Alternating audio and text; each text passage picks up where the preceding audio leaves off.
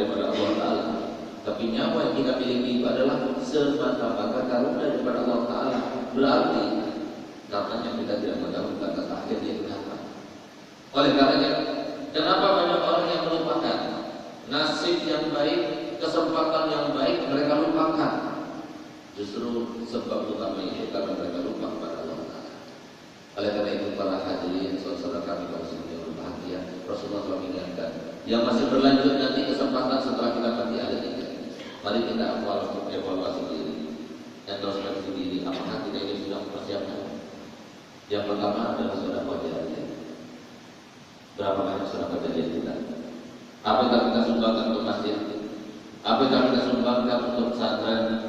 Yang mana pesantren itu bukanlah milik seseorang, bukan milik pribadi, semua kita tahu. Pesantren itu adalah yayasan pokok milik Allah, milik Rasulullah yang akan menyelamatkan. Pemerintah tidak peduli dengan pesantren, kita pun tidak peduli. Pesantren itu milik Nabi, milik Allah SWT.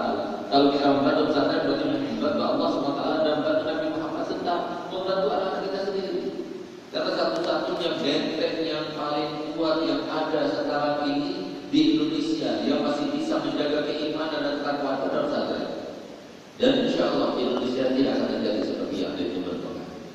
Tidak akan terjadi yang semacam terjadi. Kenapa demikian? Karena Indonesia dari tahun 1944 sudah dikehendaki oleh musuh-musuh Islam. NKRI kita ini akan dipecah belah sampai 200 negara pada tahun 2020. Alhamdulillah sampai sekarang yang terlepas baru satu saja dan semoga tidak terlepas lagi. Kenapa demikian? Jauh sebelumnya mereka orang pintar, orang cerdas, orang cerdik yang selalu dalam segala hal mereka membuat penelitian. Dibuatlah penelitian apa sebabnya? Kenapa NKRI itu begitu kuat?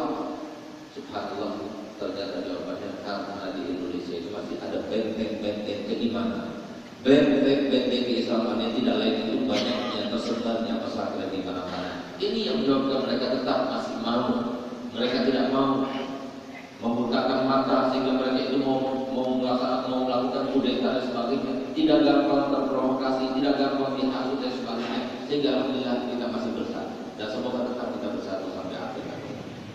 Oleh karena itu para hadirin yang Allah Ta'ala, para ulama menegaskan kalau kita punya harta kita serahkan ke masjid itu adalah jariyah. Selama masjid ini digunakan oleh kita maka siapapun membantu sedikit maupun yang banyak dengan kadarnya Allah akan kirimkan pahala daripada yang melaksanakan ibadah pesantren. Kita bangun sekolahan, kita bangun tempat-tempat pendidikan, kita bangun tempat tamu, kita bangun tempat para yatim, kita bangun tempat para janda, kita juga bangun, kita gali sumur, kita buat sungai, itu semua dan kita buat jalan, itu merupakan sedekah. Apa kita sudah punya? Jangan sampai kita itu termasuk yang dikatakan Nabi Muhammad SAW. Kam min talibin wa laysa bi'ani. Berapa banyak orang mencari harta, mencari dunia dengan susah payah, tapi ternyata dia tidak ikut menikmati. Tapi yang terjadi kepadanya adalah teguran Allah di dalam ayat yang lainnya.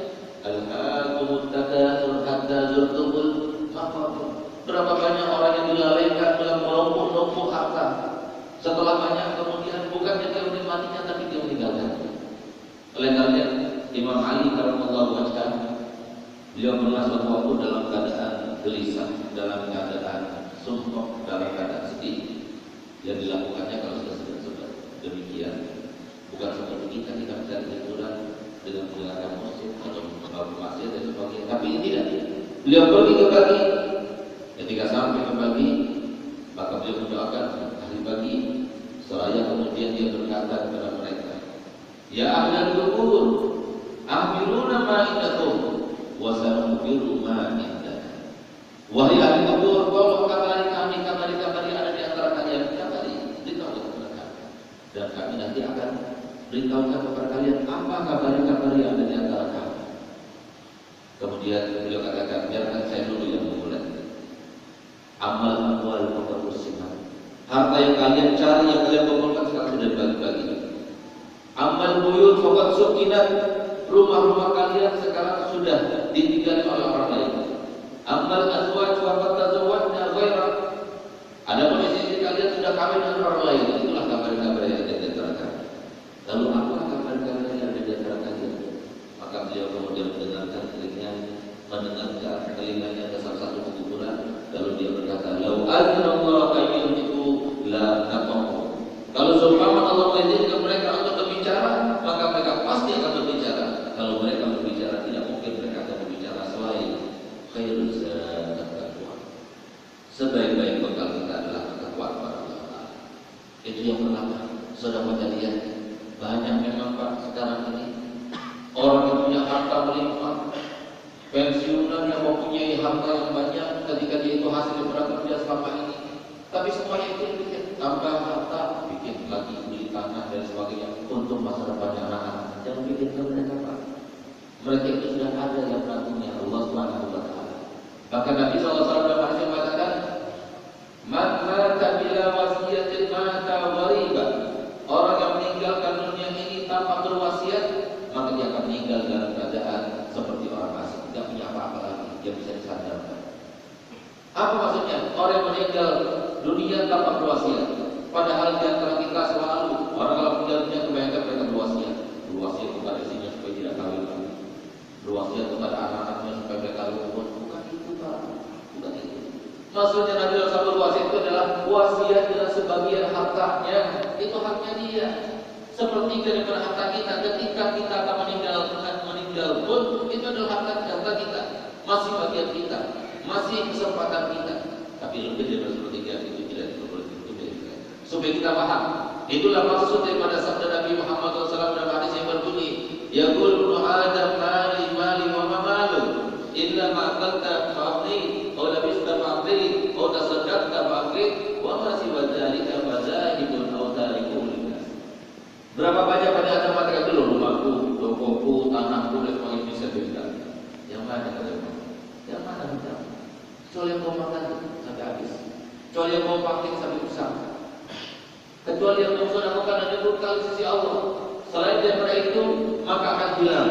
Dicuri, hilang kebakaran, hilang ditipu orang, atau kalau tidak hilang, tidak musnah, maka akan terjadi yang kedua, yaitu akan ditinggalkan untuk orang. Subhanallah, Nabi SAW mengibaratkan akan meninggalkan harta itu untuk orang. Tidak disebutkan untuk ahli waris, tidak disebutkan untuk anak istrinya, tidak disebutkan untuk keluarganya. Kenapa? Karena itulah yang terjadi dalam sekarang. Begitu orang tua meninggal, mereka sudah naruh dalam pikirannya berapa yang aku dapatkan kepada harta orang tua. Bahkan sekarang banyak anak-anak muda yang melaknat ayahnya karena meninggal dunia tanpa meninggalkan harta waris, tapi justru meninggalkan hutang. Kemarin Pak, apalagi hutang hati-hati, cepat-cepat dilunasi, jangan nunggu ahli waris yang mau bayar. Kadang-kadang mereka itu dari malunya sampai hutang itu tidak dibayarkan.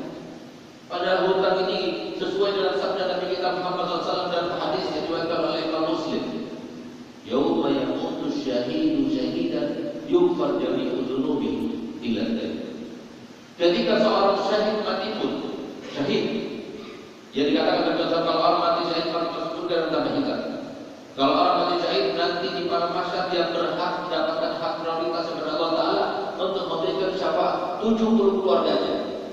Tapi Nabi SAW menegaskan kalau seumpama seorang syahid meninggal dunia, pada saat dia meninggal semua saja berhutang kecuali satu, hutang tidak akan diampuni. Dan selama hutang itu belum dilunasi, selama itu pula semua kenikmatan yang harusnya dia raih, maka Allah cegah, Allah tahan sampai dia itu melunasi hutang-hutangnya. Lihat bagaimana Nabi kita Muhammad SAW suatu waktu dipanggil oleh salah satu sahabat Nabi karena sebagian sahabatnya ada di dunia. Maka datanglah sahabat Nabi kepada Nabi meminta kepada beliau untuk melaksanakan sholat jenazah terhadapnya. Begitu Nabi SAW melaksanakan sholat jenazah, maka tiba-tiba melintas dalam pikiran Nabi, teman kamu ini, saudara kalian ini punya hutang apa tidak? Maka dijawab oleh mereka, bagi ya Rasulullah, berapa hutangnya? 4 dirham. 4 dirham itu cuma 129.000 saja. Apa kemudian yang dilakukan Nabi Muhammad? Idza sallu ala akhikum, kalau begitu biarkan kalian menyolati dia. Nabi menolak untuk menyolatinya. Kenapa? Setiap jenazah yang disolati oleh Nabi SAW maka pasti akan dapat syafaat Nabi Muhammad. Ada 2 orang yang tidak akan dapat syafaat Nabi Muhammad, yaitu istri yang berhak kepada suaminya dan juga mereka yang mempunyai hutang kepada orang lain. Maka tercegah syafaat Nabi Muhammad. Kenapa? Syafaat Nabi Muhammad diberikan untuk membebaskan. sedangkan hutang akan mencegah daripada kebebasan nanti kelak di akhirat. Akhirnya sampai Imam Ali berkata, "Ya Rasulullah, sholatilah dia dan aku yang menanggung hutang." Barulah kami salah melaksanakan sholat. Itu terjadi pada siang hari. Sore hari yang dicari Imam Ali, "Ya Ali, sudah kau bayarkan hutangnya?" "Belum ya Rasulullah." "Cepat kau bayarkan hutangnya." Malam hari dicari lagi oleh Nabi, "Ya Ali, sudah kau bayarkan hutangnya?" "Belum." "Cepat kau bayarkan hutangnya." Pagi harinya dicari lagi. Begitu bertemu dan Ali ditanya, "Kali Ali, sudah kau bayarkan hutangnya?" "Baru saja Rasulullah, aku pulang dari rumah yang membayarkan dan melunasi hutang-hutangnya." Apa jawaban Nabi Muhammad? "Baru saja aku melihat kuburannya yang tadinya penuh dengan api membakarnya sekarang sudah padam." Kalau ini terkait dengan uang yang kita pinjam, bagaimana kalau terkait dengan uang yang kita ambil dari orang lain? Yang semacam ini adalah mereka tertipu, pejabat koruptor tertipu, mereka mencuri tertipu. Siapa tertipu? Siapa lagi yang tertipu? Karena saya tentu punya anak-anak. Misi visi itu ada setan. Apa itu misinya? Maunya kita itu bersama-samanya di neraka. Kita tidak mau bersama dia. Oleh karena itu yang pertama. Yang kedua adalah wa ilmun yuntafa'u. Apa kita punya ilmu seperti diberi oleh para ulama, yang dikatakan oleh para ulama sebaik-baik jariah yang akan mengalir kepada pelakunya dan orang yang memilikinya itu adalah ilmu agama. Setiap kita menjelaskan, setiap kita mengajarkan, kalau ikhlas kepada Allah SWT, lalu ada yang mengamalkannya, maka setiap kali orang itu mengamalkan, maka tidak ada uang hasanah. Yang mengamalkan dapat 10 hasanah. Gurunya, ulama ini mendapatkan 40 hasanah. Guru-gurunya dapat 80 hasanah. Guru-gurunya dapat 160 hasanah. Nabi Muhammad dapat berapa? Sahabat Nabi dapat berapa? Imam Syafi'i dapat berapa? Setiap kali kita sholat dengan cara mazhab Imam Syafi'i dapat pahala. Inilah sistem MLM yang sangat luar biasa. Berbeda kalau jariah itu kalau seumpama sudah habis, apa yang kita jariahkan tidak digunakan lagi, putus. Tapi kalau dia terus mengajar, dia mengarang kitab yang selalu dibaca sampai kapanpun, setelah dia meninggal, setelah 100 tahun, setelah 200 tahun, maka setiap kali dibaca kitab itu kali pulang mengalir pahalanya. Kemudian yang ketiga yang terakhir adalah yang harus kita persiapkan, wawadun sholih. Anak yang soleh, yang selalu berdoa kepada siapa yang soleh? Siapa orang soleh itu? Orang soleh itu dijelaskan esensi daripada kesalehan anak itu disebutkan oleh Imam Ghazali dalam kitabnya Allazi adda huquqallah wa adda huquq ibadihi. Orang soleh itu adalah orang yang melaksanakan semua haknya Allah dan semua haknya hamba-hamba Allah. Itu adalah orang soleh.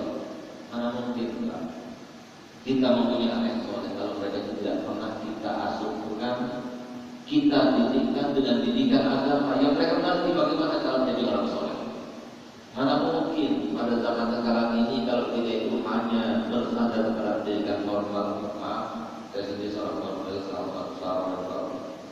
Kalau seumpama kita tidak menelan atau tidak mendidik anak kita dalam pendidikan agama, tidak mungkin mereka akan menjadi seorang soleh. Kita semuanya sepakat yang namanya anak-anak ini pasti keintelektualannya, pengetahuannya itu bertumpu kepada apa yang dilihat, apa yang didengar, apa yang dibaca, apa yang mereka dengar, apa yang mereka lihat, apakah mereka baca.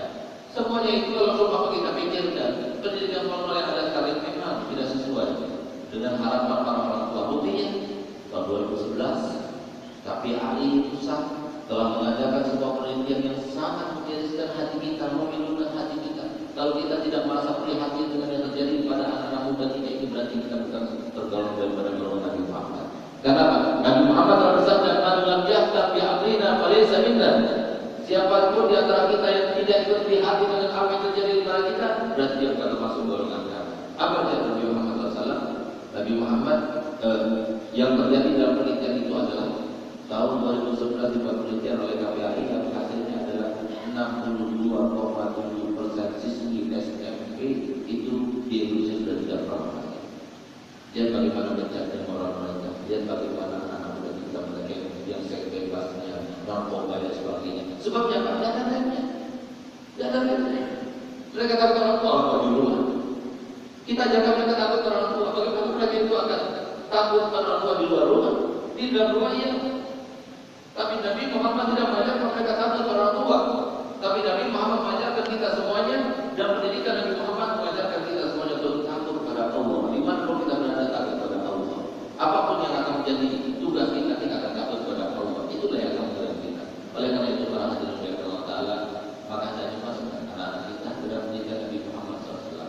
Pondok pesantren di mana-mana sudah ada ijazahnya. Kalau seumpama kita tidak mau memasukkan anak kita dalam pendidikan pesantren, maka silahkan nanti setelah mereka pulang dari pendidikan formal sore harinya masuk ke Madinah di sekitar. Ataupun setelah sholat maghrib kita datang ke sholat maghrib untuk menulis anak-anak dan cucu-cucu kita, supaya mereka itu seimbang antara dunia dan akhiratnya. Ayo kita mohon pada Allah Taala, semoga kita semua dapat selamat daripada kita akhirat. Semoga kita semua termasuk Allah yang tidak keluar dari tempat ini, dari masjid ini yang merupakan Baitullah, dan kita semua adalah tamu-tamu Allah. Tidak keluar tempat ini kecuali kami tidak menukar hajatnya, kecuali kami diampunkan dosa-dosanya. Kalau kita datang kepada Sayyidul Bait dan kemudian tahu itu kita sesuatu kepada Sayyidul Bait, maka hasya wa kalla, Sayyidul Bait yang baik pasti dia akan kabulkan permintaannya. Kalau itu adalah perintah Allah kepada hamba-Nya, apalagi Allah sendiri yang sekarang berada di tempat ini yang merupakan Sayyidul Bait bagi kita semuanya. Insya Allah Allah akan kabulkan semua permintaan kita. Semoga kita semua termasuk menjaga dunia ini dalam keadaan husnul khatimah, dalam keadaan husnul khatimah, dalam keadaan husnul khatimah, sebagai kunci utama sukses untuk memandang wajah-Mu ya Allah dan wajah Nabi Muhammad SAW.